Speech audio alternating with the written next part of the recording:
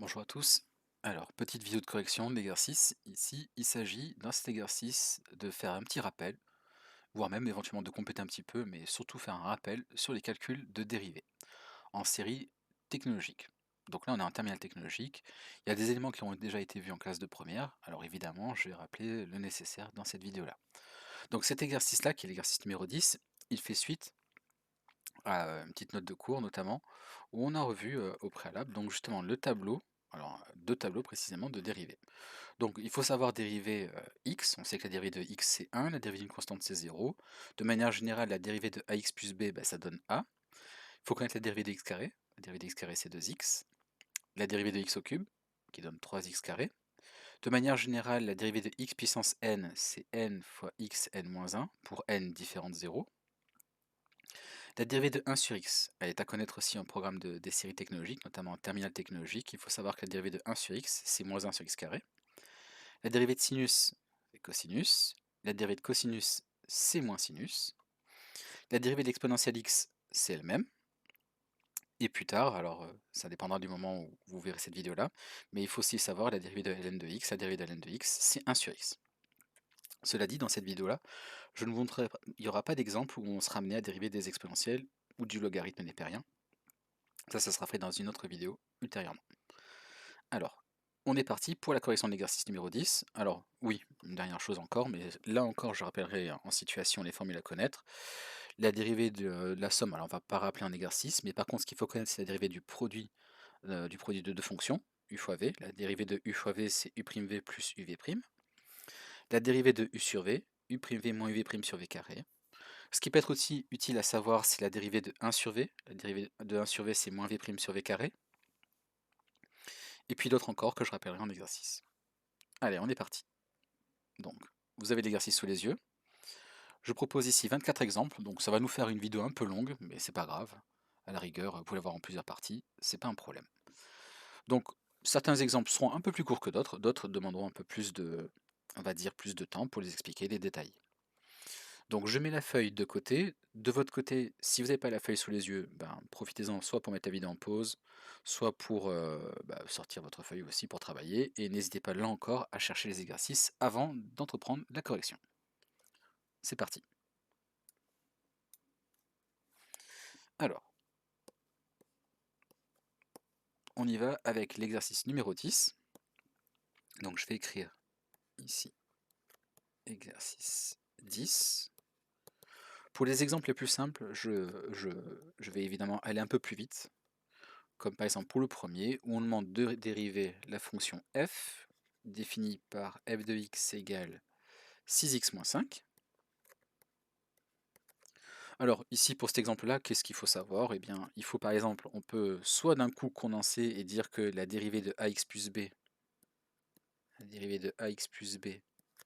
c'est tout simplement a, ou bien, si vous ne connaissez pas cette formule, tout simplement, il faut savoir que la dérivée de x, je vais noter comme ceci, c'est 1, que la dérivée d'une constante, de manière générale, c'est 0, et qu'on peut mettre des facteurs multiplicateurs devant, qu'on peut même combiner, additionner. On dit aussi qu'on dérive terme à terme, et à ce moment-là, ben, on va avoir par exemple ici 6 fois 1 plus la dérivée de moins 5, c'est-à-dire d'une constante, ici, qui est égale à 0.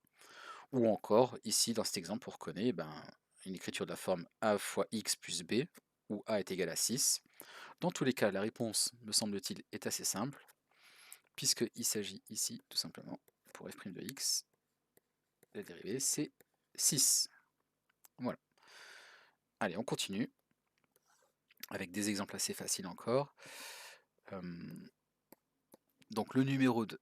Alors, numéro 2, je vais faire à côté. Donc cette fois-ci, on a du x carré. Donc x carré, il est bon de savoir que la dérivée de x au carré,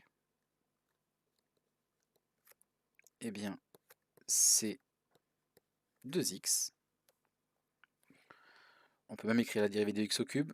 Pour les prochains exemples, c'est 3x au carré. Bon, alors, on y va. Je mets ça de côté. Je vais mettre ici. Et mon exemple là, je vais le rapprocher par là. Alors, la dérivée donc de la fonction f défini par f de x égale moins 2 x au carré moins 3x, elle est donnée par, donc ici comment je fais, j'ai le facteur multiplicateur moins 2, donc ça va nous donner moins 2 fois la dérivée de la dérivée d'x carré, on a dit que c'était 2x, donc c'est moins 2 fois 2x. Donc voilà, là je l'écris d'une autre couleur pour bien différencier, voilà. Moins 3 fois la dérivée de x, c'est-à-dire 3 fois 1. Ce qui nous donne, pour cette fonction-là, ça nous donne moins 4x, moins 3. Évidemment, quand on est entraîné, on peut aller un peu plus vite et donner directement la réponse. En fait, en série technologique et notamment en terminale, on s'attend à ce qu'on calcule directement ça sans même justifier. Voilà. Donc ça fait directement moins 4x moins 3. On continue. Allez, je vais laisser les formules de côté. Maintenant, vous les avez vues, vous les connaissez. Je me fais un petit encadré parce que ça peut être utile.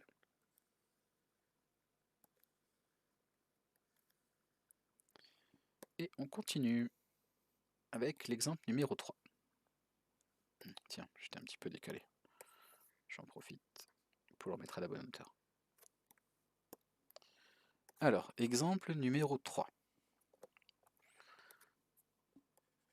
Donc ici, la fonction f, elle est définie par f de x égale x au carré plus x plus 7. Sa dérivée, c'est évidemment, alors là c'est presque plus simple, 2x pour la dérivée d'x carré, plus la dérivée de x, on a dit que c'était 1, et la dérivée d'une constante, c'est 0. Donc j'écris pas plus 0 évidemment, j'écris directement 2x plus 1. Quatrième exemple. Alors, quatrième exemple, f de x égale, alors je recopie à chaque fois, donc ici c'est quoi? C'est 3x au cube moins 3x au carré plus 3x. Vous constaterez une chose, j'ai souvent vu sur des copies d'élèves ce genre d'erreur ici. Les élèves écrivent f de x égale 6x moins 5 et en dessous ils écrivent égale 6. Attention, 6x moins 5 n'est pas égal à 6 pour tout x. Donc il est important de bien réécrire devant f' de x égale. Sans ça, sinon, c'est mathématiquement faux. D'accord? Vous exposez écrire des choses qui sont mathématiquement fausses. Donc surtout ne faites pas ça. Écrivez bien ce que moi j'écris ici, à l'écran. f' de x égale 6. C'est important de l'écrire. Donc ici, pareil, on va dériver terme à terme, c'est-à-dire qu'on va dériver 3x au cube, on va dériver moins 3x carré, 3x, et puis on va sommer tout ça. Donc la dérivée de x au cube, on rappelle que c'est 3x au carré, avec le facteur 3 devant. Allez, on va l'écrire tranquillement, en 2 étapes, c'est pas grave. Donc ça va nous donner 3 fois 3x carré, moins 3 fois la dérivée de x au carré, c'était 2x, plus 3 fois, 3 fois 1, c'est-à-dire 3. Donc là, je gagne un peu de temps. Allez, non, je le mets. Hop, 3 fois 1. Comme ça, c'est fait. Ce qui nous donne, là, je peux écrire donc égal. Donc ça veut dire que c'est f' de x qui est égal à ça maintenant. 3 fois 3, 9, x au carré, moins 3 fois 2, 6, donc 6x, plus 3. Voilà la dérivée du quatrième exemple. On continue.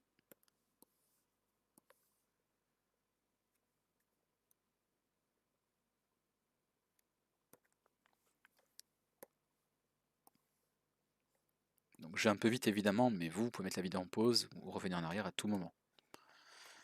Alors, le numéro 5. Je vous rappelle qu'on en a 24 à faire comme ça.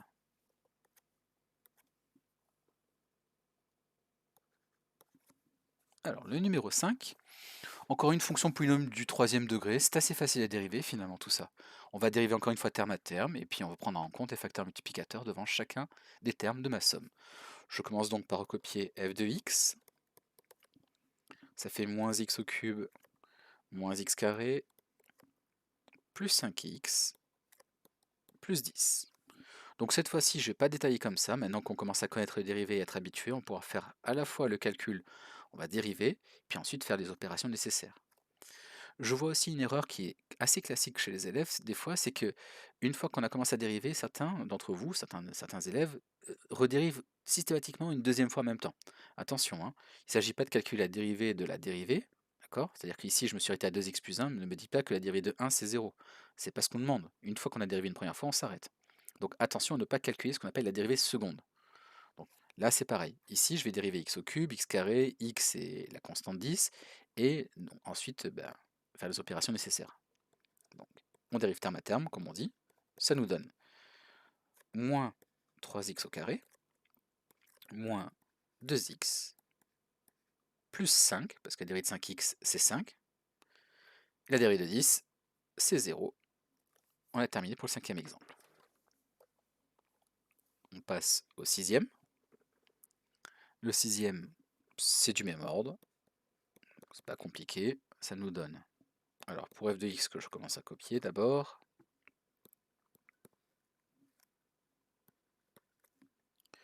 plus 13x plus 3, f' de x est donc égal à moins 2 fois 3x carré, ce qui nous donne moins 6x carré, plus 8 fois 2x, c'est-à-dire 16x, plus 13. Voilà pour le numéro 6. Je vous laisse mettre la vie en pause si nécessaire. On continue. Donc là, on va sur d'autres fonctions. Donc là, il ne s'agit pas d'une dérivée d'une fonction polynôme.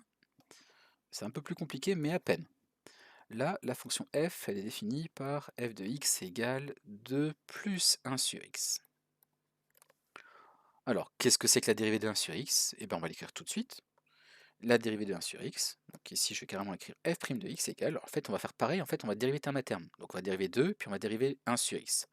La dérivée de 2, je vous rappelle que c'est 0, donc finalement je ne vais même pas écrire 0. La dérivée de 1 sur x, c'est rien de plus que moins 1 sur x carré, à savoir par cœur. Donc voilà pour l'exemple numéro 7. On continue avec le 8, un peu plus compliqué. Donc dans le 8, on nous donne f de x égale 2x carré, moins 4 sur x. Donc là, on peut le traduire un peu différemment si on le souhaite. Ça, c'est comme si j'avais, à la place de ça, je pourrais réécrire f de x égale 2x carré moins 4 fois 1 sur x. Voilà, parce que quand on fait moins 4 sur x, c'est comme moins 4 fois 1 sur x. Auquel cas, la dérivée de 1 sur x, on l'a vu juste un instant. On la connaît donc. On sait que c'est moins 1 sur x carré. Donc là, c'est pareil, on va dériver terme à terme en prenant en compte à chaque fois les facteurs multiplicateurs. Ça nous donne f' de x égale 2 fois 2x, alors la dérivée d'x carré c'est 2x, donc 2 fois 2x ça fait du 4x, moins 4 fois, la dérivée de 1 sur x c'est moins 1 sur x carré, ce qui nous donne, alors on aurait pu le faire d'un coup mais je détaille encore un petit peu, 4x plus, enfin moins ça fait plus, 4 sur x au carré. Alors je m'arrête là, mais on pourrait très bien réduire tout ça au même dénominateur en écrivant tout simplement que ça fait 4x au cube plus 4, le tout, tiens, on va faire un très bien droit, le tout sur x au carré. Donc voilà pour la dérivée de cette fonction f. Mettez la bille en pause si nécessaire. Et on passe au numéro 9.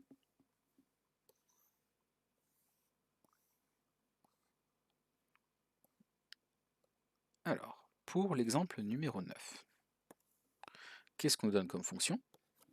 Donc, exemple numéro 9, alors là, il s'agit de dériver une fonction sinus. Alors, elle est un peu plus compliquée, celle-là, qu'une simple fonction sinus. En fait, on a ce qu'on appelle une fonction composée. Alors, en terminale technologique, notamment en enseignement de spécialité, on reviendra sur la notion de fonction composée, on verra comment dériver ça. Cela dit, là, ici, il y a des formules assez simples à connaître, qui sont déjà toutes prêtes. Donc déjà, je vais recopier ma fonction, et on verra après quelle formule on va appliquer. Donc ici, j'ai sinus de 2t plus 1. Et puis, je vais faire un truc, c'est que je vais tout de suite effacer le 2 pour écrire à la place le 2, en fait, non pas en bleu, mais en rouge. Vous allez voir pourquoi, c'est très important. Alors, ici, comment on fait pour dériver ce genre de choses? Donc, on va faire un petit rappel important. Là, je vais le faire en noir. Alors, j'utilise un peu de couleur quand même. Comment faire pour dériver ce genre de choses? Alors, il faut savoir qu'il y a une formule qui vous donne la dérivée de sinus oméga t plus phi. Alors, je rentre pas dans l'interprétation de oméga et phi, donc il y a une interprétation physique à ces deux termes-là, à ces deux facteurs-là. Je vais pas rentrer là-dedans, mais ce que je veux, moi, c'est de vous donner la formule générale qui permet de dériver ça. Donc, le oméga, je vais l'écrire en rouge parce qu'en fait, il est super important. Donc, ce qu'il faut savoir, déjà à ce stade-là, c'est que la dérivée de sinus, la dérivée de la fonction sinus, eh bien, c'est cosinus. Chose importante à retenir. D'accord? Donc, on a comme dérivée, donc ça va nous donner du cosinus. Après, je recopie donc oméga t plus phi. Le oméga qui est ici, je le mets en rouge, oméga t plus phi. Mais il faut savoir qu'en fait, il sort de la dérivée aussi. D'accord? Parce que là, en fait, de manière générale, la dérivée de oméga t plus phi, ben, là, t étant la variable, ça donne directement oméga. Donc en fait, devant cosinus oméga t plus phi, je mets la dérivée de ça. Et la dérivée de ça, c'est oméga. Donc ça fait oméga multiplié par cosinus de oméga t plus phi. De même, la dérivée de cosinus de oméga t plus phi, eh bien, la dérivée de cosinus, c'est moins sinus. Donc j'écris moins sinus de oméga t plus phi. Le oméga, je le mets en rouge. Et en fait, il sort aussi devant. Donc ça fait en fait moins oméga fois sinus oméga t plus phi. Voilà. Et donc ça, ces formules-là, elles figurent au programme. Donc c'est pour ça que je les propose ici en exercice. Jusqu'à maintenant, je ne les ai pas trop vus en exercice de bac, mais à l'heure actuelle, c'est peut-être le cas, mais peut-être que dans quelques temps, vous aurez ça en enseignement de spécialité, notamment en spécialité physique, chimie, maths, en terminale STL, au baccalauréat. Donc, on les travaille. Alors ici, j'ai oublié d'écrire un oméga en rouge, donc il est là. Voilà, voilà vos deux formules donc qu'il faut connaître par cœur. Et ça va nous permettre de dériver directement l'exemple que nous avons là. Donc, on regarde. Ici, qu'est-ce qu'on me donne? On me donne sinus de 2t plus 1. Donc pour dériver ça, donc on va utiliser la première formule. La dérivée de sinus oméga t plus phi, c'est oméga fois cosinus oméga t plus phi. Donc ça nous donne, je vais écrire à côté, ou plutôt en dessous, je pense que j'ai la place, voilà. Ici, f', hop, on va revenir sur une bonne épaisseur de trait, f' de t égale. Donc le facteur 2, on l'a dit, il sort devant, c'est oméga en fait concrètement. Donc dedans, je mets le 2 en facteur, et j'écris multiplié par la dérivée de sinus. Je vous rappelle que c'est cosinus, 2t plus 1. Et là, le 2 qui est toujours ici. Voilà pour la dérivée de f du 9e exemple ici. Voilà, alors l'exemple numéro 10, c'est à peu près du même ordre. Donc là, cette fois-ci, dans l'exemple numéro 10, on me donne comme fonction f de la variable t, donc f de t égale cosinus de 5t moins 3. Le 5 joue en fait le rôle de oméga, ici. Donc ça va nous donner pour la dérivée, donc f' de t égale moins 5 multiplié par la dérivée de cosinus, je vous rappelle que c'était moins sinus, donc c'est pour ça qu'il y a le moins qui est ici directement devant le 5. Donc ça fait moins 5 fois sinus de 5t moins 3. Et voilà pour cette dérivée. Alors, je vais faire une petite dégression quand même, vous donner une petite astuce. Comment faire pour retenir les dérivées de sinus et cosinus? Parce que finalement, c'est bien beau de dire faut savoir la dérivée de sinus et la dérivée de cosinus, mais vous avez vu que finalement, à un signe près, on peut se tromper, hein. On pourrait penser par exemple que la dérivée de cosinus, c'est sinus, et on pourrait se tromper et dire que la dérivée de sinus, c'est moins cosinus. Et finalement, comment faire pour retenir sans jamais faire d'erreur? Alors, je vous donne une astuce. On va représenter ici le cercle métrique, donc schématiquement, hein, encore une fois, donc c'est pas grave si mes traits sont pas droits. Donc voilà mon cercle trimétrique. Donc dans un repère, donc c'est un cercle de rayon 1, donc il faut imaginer que là j'ai un rayon qui est égal à 1. On sait que sur l'axe des abscisses on lit le cosinus, ici on lit le sinus.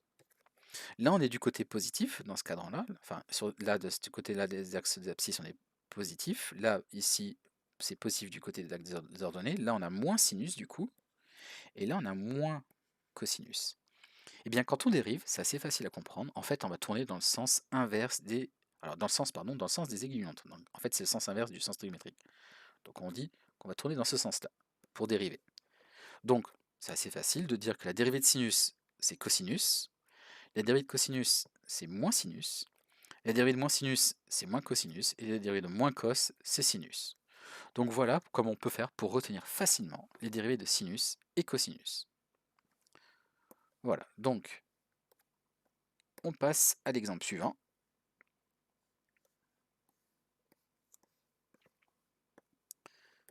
Hop. Alors, il s'agit donc de l'exemple numéro 11. Alors, toujours pareil, cette fois-ci à peine un peu plus compliqué, mais ça ressemble vraiment à ce qu'on vient de faire.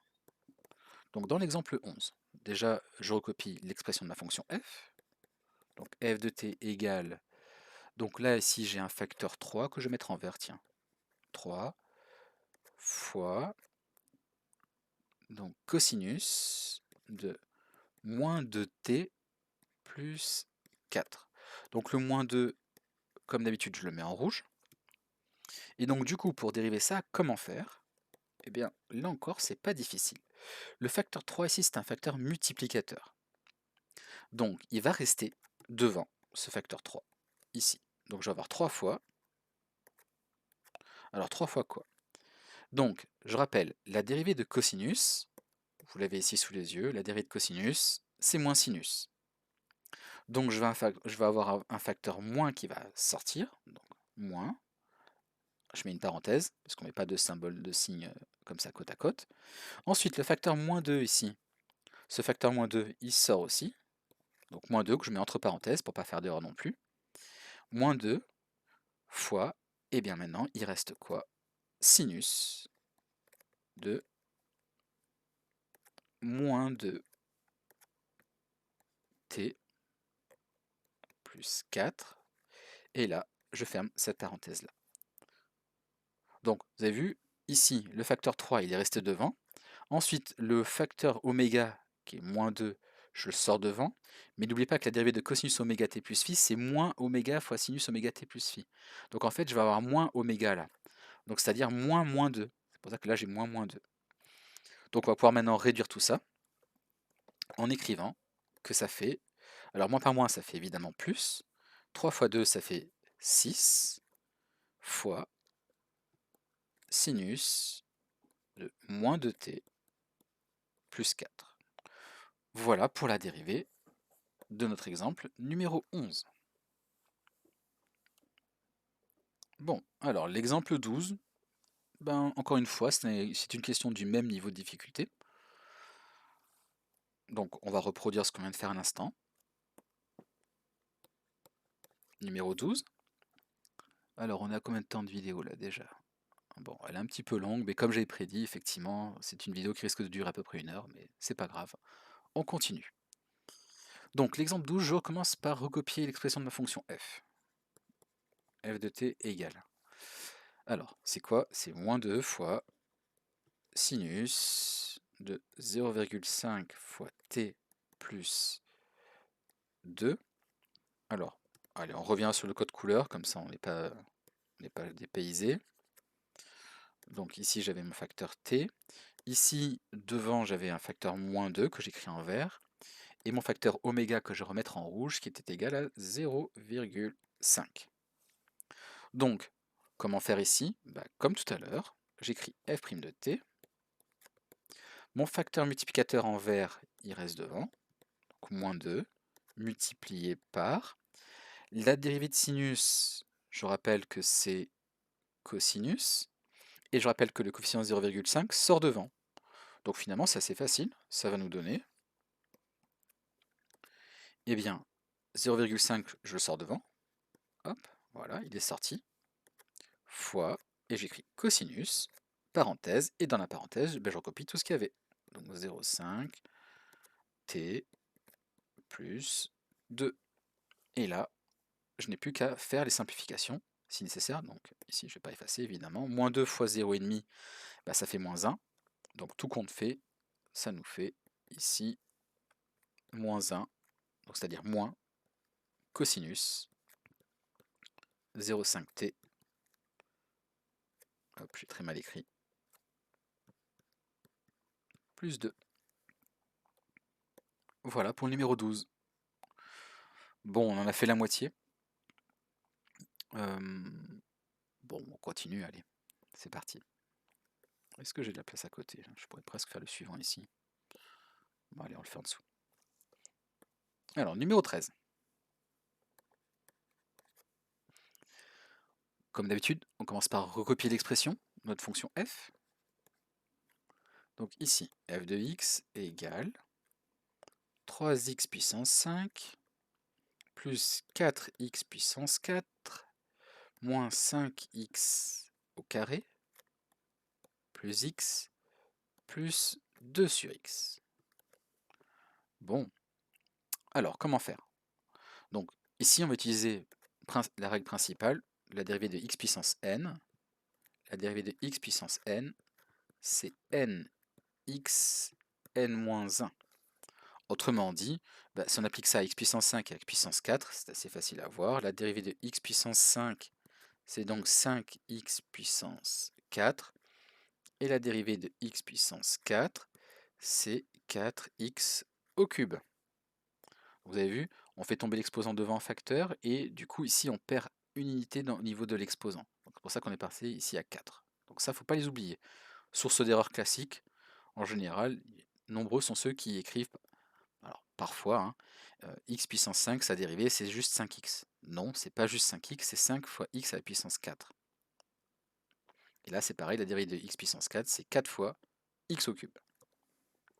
Voilà. Alors, on y va pour le suivant. Donc, ici, je vais réécrire, ou plutôt directement, je peux directement calculer la dérivée, f' de x. Alors, j'ai donc le facteur 3, facteur multiplicateur, 3 fois x puissance 5, ça fait donc, pour la dérivée, c'est 3 fois 5 x puissance 4.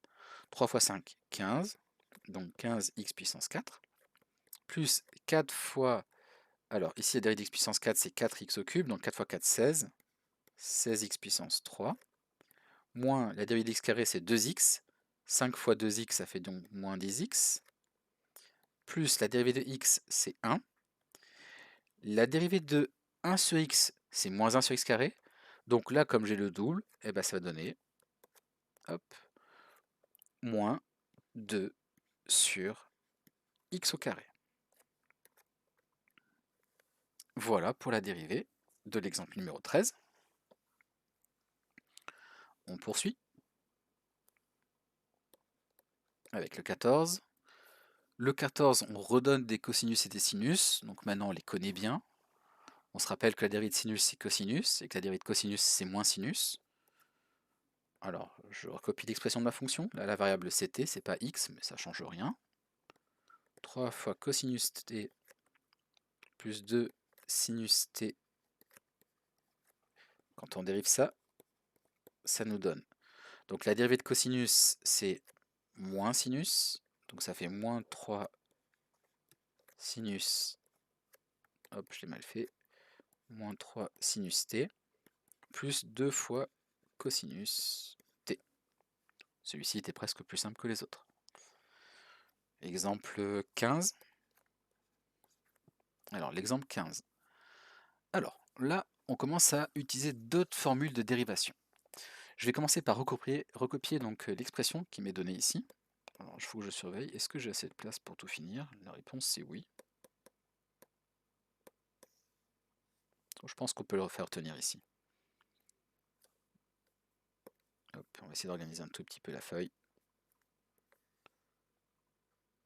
Voilà. On va essayer de faire tenir le 14. Est-ce que je peux faire tenir le 14? Je pense que oui. Voilà, le 14 ici. Du coup, on va économiser un petit peu de place. Alors, le 15e.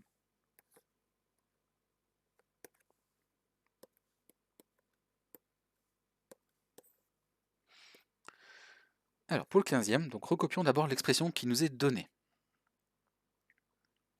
Alors, on est à combien de temps de vidéo? Ici, on est déjà à 30 minutes. Alors, moi, je propose finalement, plutôt que de commencer le 15e, vu qu'il nous reste les exemples 15 à 24, ça nous fait beaucoup d'exemples et ils sont à peu près du même niveau, on va dire, de difficulté, si on peut dire. Je propose d'arrêter la vidéo là-dessus et de faire une deuxième partie pour cet exercice numéro 10.